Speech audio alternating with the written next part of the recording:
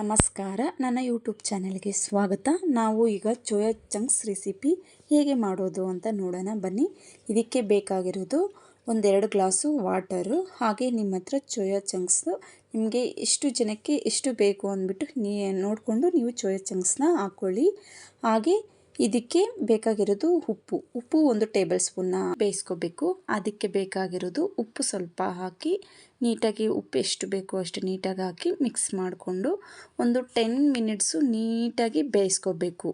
ಅದು ಸಾಫ್ಟಾಗಿ ಮೆತ್ತಗಾಗೋವರೆಗೂ ನೀಟಾಗಿ ಬಾಯ್ಲ್ ಮಾಡ್ಕೋಬೇಕು. ನೋಡಿ, ಈ ಥರ ನೀಟಾಗಿ ಬಾಯ್ಲ್ ಆಗಬೇಕು. ಒಂದು 10 ಮಿನಿಟ್ಸ್ ನೀಟಾಗಿ ಬಾಯ್ಲ್ ಆದ ಮೇಲೆ ನೀಟಾಗಿ ಆರಿಸ್ಕೋಬೇಕು ಸೋಯಾ ಚಂಕ್ಸ್ನ. ಅದರಲ್ಲಿ ಒಳಗಡೆ ಇರೋದು ವಾಟರ್ ಕಂಟೆಂಟ್ನ ನೀಟಾಗಿ ನಾವು ಹಿಂಡ್ಕೊಂಡು ಅದನ್ನ ಸಪ್ರೇಟ್ ಮಾಡ್ಕೋಬೇಕು. ಅದಕ್ಕೆ ವಾಟರ್ ಕಂಟೆಂಟ್ ಇದ್ದರೆ ನಮ್ಮದು ರೆಸಿಪಿ ಚೆನ್ನಾಗಿ ಬರಲ್ಲ, ವಾಟರ್ ಥರ ಇರುತ್ತೆ. ಅದಕ್ಕೆ ವಾಟರ್ನ ನೀಟಾಗಿ ಹಿಂಡ್ಬಿಟ್ಟು ಸಪ್ರೇಟ್ ಮಾಡಿಕೊಂಡು ಅದಕ್ಕೆ ಮತ್ತು ನಾವು ಸಾಲ್ಟ್ ಹಾಕ್ಕೋಬೇಕು.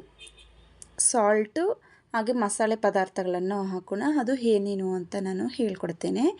ಅದಕ್ಕೆ ಉಪ್ಪು ಹಾಕಿದ್ದಾದಮೇಲೆ ಗರಂ ಮಸಾಲ, ಹಾಗೆ ಖಾರದ ಪುಡಿ, ಚಿಲ್ಲಿ ಪೌಡರು ಹಾಕ್ಕೋಬೇಕು.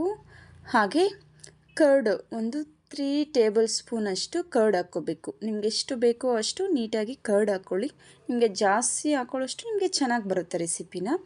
ಹಾಗೆ ಕರ್ಡು ನಾನೊಂದು 3 ಟೇಬಲ್ ಸ್ಪೂನ್ ಹಾಕ್ಕೊಂಡಿದ್ದೀನಿ.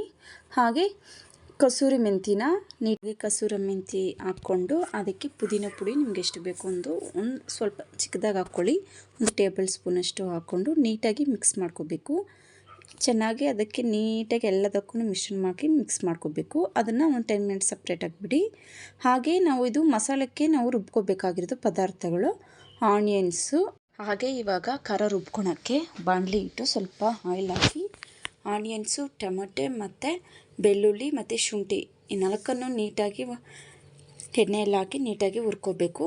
ಸ್ವಲ್ಪ ಹಸಿ ಸ್ಮೆಲ್ ಇದ್ದರೆ ಅದು ಅಷ್ಟೊಂದು ಫ್ಲೇವರ್ ಬರೋಲ್ಲ. ಅದಕ್ಕೋಸ್ಕರ ನಾನು ಆಯಿಲ್ ಹಾಕಿ ನೀಟಾಗಿ ಈಗ 4 ಪದಾರ್ಥಗಳು ಹಾಕಿ ನೀಟಾಗಿ ಹುರ್ಕೋತಿದ್ದೀನಿ. ಈ ಥರ ಹುರ್ಕೊಂಡ್ರೆ ನಿಮಗೆ ನೀಟಾಗಿ ಚೆನ್ನಾಗಿ ಬರುತ್ತೆ.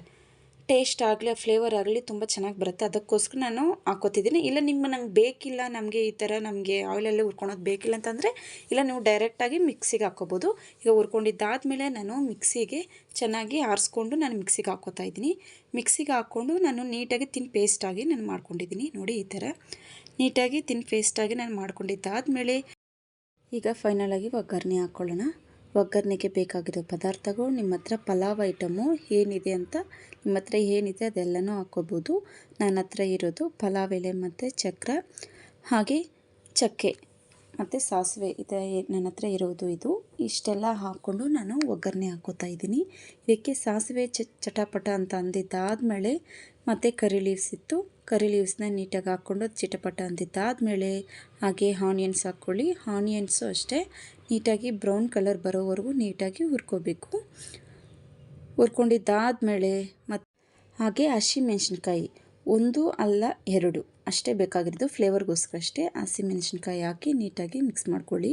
ಹಾಗೆ ಟೊಮೊಟೊ ಕಟ್ ಮಾಡ್ಕೊಂಡಿರೋದು ಟೊಮೆಟೊ ಹಾಕ್ಕೊಳ್ಳಿ. ಟೊಮೆಟೊನೂ ಅಷ್ಟೇ ನೀಟಾಗಿ ಫ್ರೈ ಮಾಡ್ಕೊಳ್ಳಿ. ಫ್ರೈ ಮಾಡ್ಕೊಂಡಿದ್ದಾದಮೇಲೆ ಈಗ ಫಸ್ಟು ನಾವು ಖಾರಕ್ಕೆ ಅಂತ ರುಬ್ಕೊಂಡಿದ್ವಲ್ಲ ಮಿಕ್ಸಿಗೆ, ಆ ಮಿಶ್ರಣ ಹಾಕಿ ನೀಟಾಗಿ ಮಿಕ್ಸ್ ಮಾಡ್ಕೋಬೇಕು. ನೀಟಾಗಿ ಹುರ್ಕೋಬೇಕು. ಆಯಿಲು ಸಪ್ರೇಟ್ ಹಾಕಬೇಕು, ಹಾಗೆ ಹುರ್ಕೋಬೇಕು.